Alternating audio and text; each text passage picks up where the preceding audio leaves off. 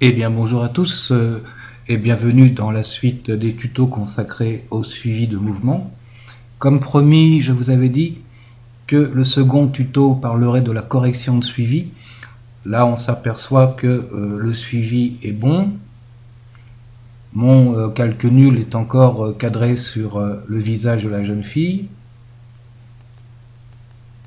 Mais on voit qu'il va vite se perdre, comme ici. Donc on va essayer de le faire suivre correctement. Pour ceci, on va retourner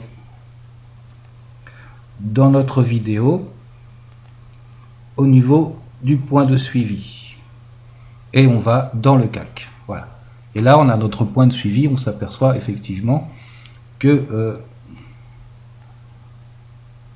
le cadre a bougé, n'est plus, je vais agrandir ça, voilà, n'est plus fixé sur les lèvres de la jeune fille comme on avait fait au départ.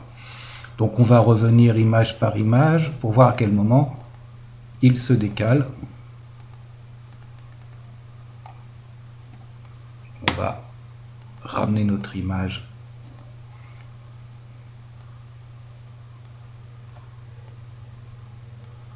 Voilà, elle n'est toujours pas centrée.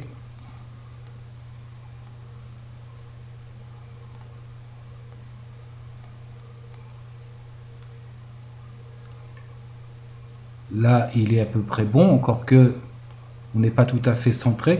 Donc, on va agrandir ici nos points.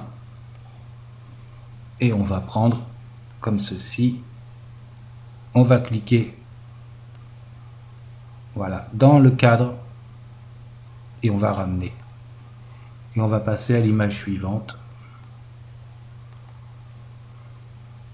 Cliquer dans le cadre, le bouger, le ramener. Alors bien sûr, c'est une correction sur quelques images. Dans le cas où ce serait vraiment trop perturbé sur une grande partie de la vidéo, on recommencerait le point de suivi en prenant un autre repère. Voilà, il suffit de cadrer et de bouger un petit peu. Là, on est bon.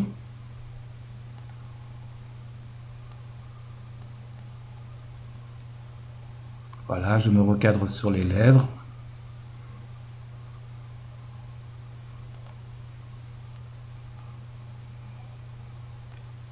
Et je vais comme ça rectifier mes points jusqu'à temps d'obtenir quelque chose de correct.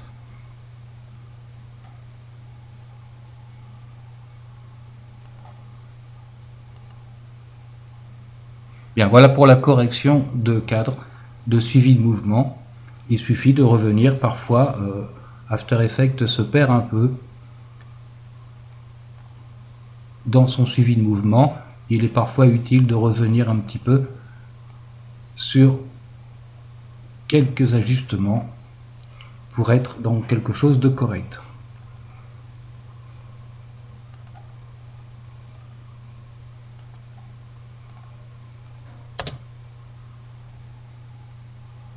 Voilà, là on est bon, on est bon, on est bon.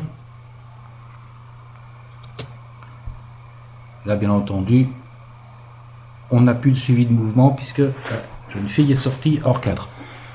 Voilà pour la correction de suivi de mouvement, c'est assez simple. Ça peut être fastidieux, donc si on a vraiment trop de soucis, comme je vous le dis, on peut changer de point de repère pour notre suivi de mouvement. Je vous dis à très bientôt pour la continuité de ces tutos concernant le suivi de mouvement. Merci à tous et à bientôt.